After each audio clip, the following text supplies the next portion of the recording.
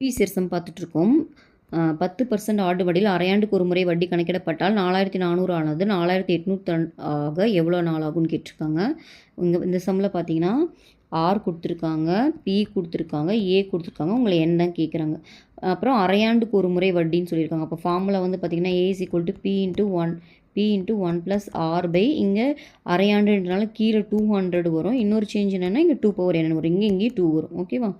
ஏ போட்டுக்கலாமா? 4851. பி வந்து பார்த்தீங்கன்னா 4400.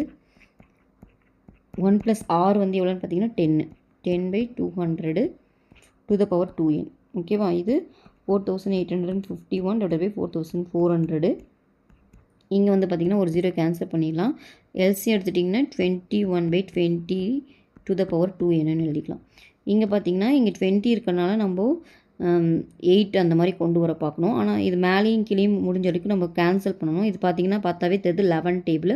இப்போ மேலே இருக்கிறது 11 டேபிளில் கேன்சல் ஆகுதுன்னு செக் பண்ணிங்கன்னா ஆகுது. அப்போ இது 400 4 டைம்ஸாக 400ன்னு ஆயிரும். இங்கே பண்ணிங்கன்னா 4 டைம்ஸு 45ல் 4 டைம்ஸு மீதி 11ல் 1 டைம். ஓகேவா? ஸோ இப்போ வந்து இது பார்த்தாலே தெரியுது, இது 21 ஸ்கொயர் நம்மளுக்கு தெரியும், கீழே இருக்கிறது 20 ஸ்கொயர்னு தெரியும். So which is equal to 21/20 to the power 2n. So நம்மளுக்கு தெரியும் பவர் பேஸ் 2 ஈக்குவல்னால் பவர் 2 ஈக்குவல். அப்போது 2n இஸ் ஈக்குவல் டு 2. அப்போ n பார்த்திங்கன்னா 1 இயர். பட் இவங்க ஆன்சரில் பார்த்தீங்கன்னா இயரில் கொடுக்காம மந்தில் கொடுத்துருக்காங்க. அப்போ 1 இயர் நம்ம எப்படி எழுதலாம்? 12 மந்த்ஸ்ன்னு எழுதலாம். அப்போ இந்த சம்மோட ஆன்சர் பார்த்திங்கன்னா 12 மந்த்ஸ். ஓகேவா?